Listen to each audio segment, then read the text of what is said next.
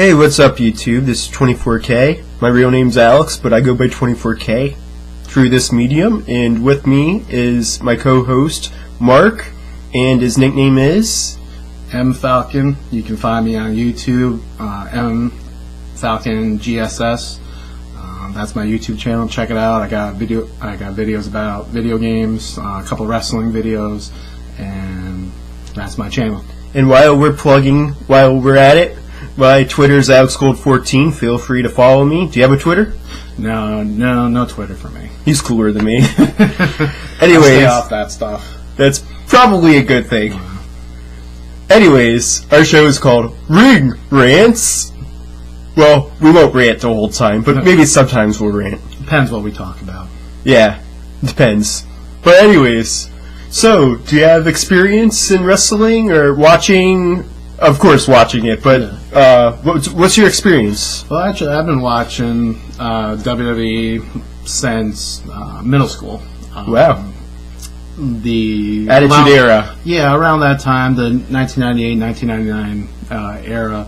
I was a big Stone Cold, Triple H fan, big D-Generation X fan, and I've been watching it pretty much ever since. I also got involved with a local indie promotion before it kind of went under and came back up.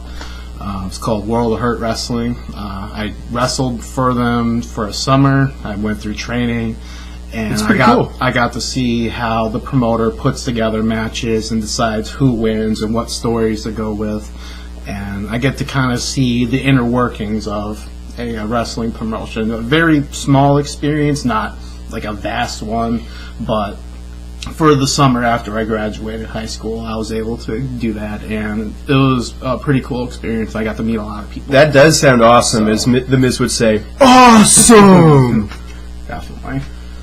Yeah, my experience is pretty much watching on and off. I've gotten back into the past few years. I watched it a lot in the 90s, late 90s, early 2000s, and I stopped watching for a while, but I started watching it again recently.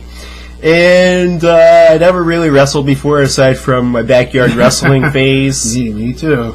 And remember kicking this guy's ass a lot. So he did. I really didn't know what I was doing, but I had fun doing it. That's what it was all about. Just having fun, man. I think my wrestling name was Goldman. I can't remember what mine was, but all I know is I was copying Jeff Hardy most of the time. So, well, anyways, welcome to our show. Our show is called Rants. And you can look forward to future videos of ours. This is our first video. Now that you've gotten to know us a little bit, let's get right into it. So, were there any matches that intrigued you or that you were really into? As far as the matches that really got me going with the pay-per-view, the first obvious one is the Wyatts versus the Shield match. Oh yeah, without a doubt. That to me was the match of the night. I think all 6 guys in the ring really did a good job. They really worked well together. There's a lot of good moments, a lot of good wrestling, and overall it really stole the show. And I think WWE really has something special with both groups, the Wyatts and the Shield, and they got to keep going with this because you don't want to lose momentum. I agree completely. The only thing is this. The WWE is hinting at the Shield breaking up sometime soon. Now, they could be just trolling us, and they're not really going to do it, but I think at some point, later this year even, or maybe even sooner, the Shield might break up, and that's a great faction right there. But I could potentially see the WWE turning Reigns into a face. They're definitely hinting towards that. He gets quite the response coming out. And yeah, they are kind of teasing a little bit of a little dissension between the group, and it would break my heart to see it happen because I'm such a big Shield fan. But also at the same time, I think each one of them would do just fine individually. So if it was to happen, it would be sad to see, but I wouldn't be worried about them individually. That match definitely had to happen, though, before they break up the Shield. They definitely had to do that angle with them against the Wyatts. Yeah. Because those 6 guys are part of the future of the WWE. Now, you never know for sure what's going to happen, but I could foresee those 6 guys being the future, especially Bray Wyatt, Dean Ambrose, Roman Reigns, and Seth Rollins. I'm not quite sure about the other 2 guys in the Wyatts, but at least most of those guys, I can see them having potential to be something special. Yeah, Luke Harper and Eric Rowan, they do also have potential. And actually, I knew Luke Harper before he was Luke Harper at WWE. He actually was an indie wrestler. His name was Brody Lee. He worked in World of Hurt and a couple other places in the local New York indie promotions. And he was always that big, imposing guy. He had that kind of character. But he's well known, well respected, and I think it's great to see him in just because it's a New York guy, making it big time. But those 2 have a good future too. That's awesome. So we got some insight from the insider here. A little insight. A little. But yeah, so that's pretty cool. So yeah, that match definitely had a lot of build up to it.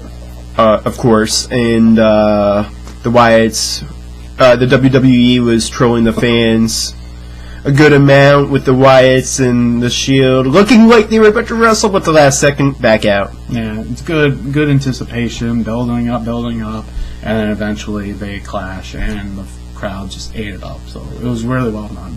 That was definitely, in my opinion, the best match of the night, even better than the Chamber match, which we'll get into shortly. Yeah. The Chamber match was decent, but I think that match was the best match of the night. Right. Okay, so any other matches would you like to talk about? I'd like to make a couple of brief mentions of a couple matches, actually. The AJ versus Cameron match. I'm going to say right now that match, not to the fault of AJ or Cameron themselves, but it was very put together at the last minute, was not well done, and I think that it didn't do those wrestlers justice. I think it could have been a lot better. It seemed very put together at the last minute. That and the Batista and Alberto Del Rio match. Again, another situation where, like we've seen in the past, the crowd just could not care less for this match. CM Punk! CM Punk! Boring! Yep, that's all they were chanting, and that's all you need to know is when you get those chants, you're not connecting with your crowd. So you gotta make changes, and WWE, you gotta listen to your crowd. I really hope CM Punk comes back, though. That'd be awesome. Yeah. But yeah, I mean, that match did nothing for me. Just boring. Very much so. Let's move on from that. Yeah, definitely. Okay, Big E versus Swagger. That match wasn't the greatest match. It was okay.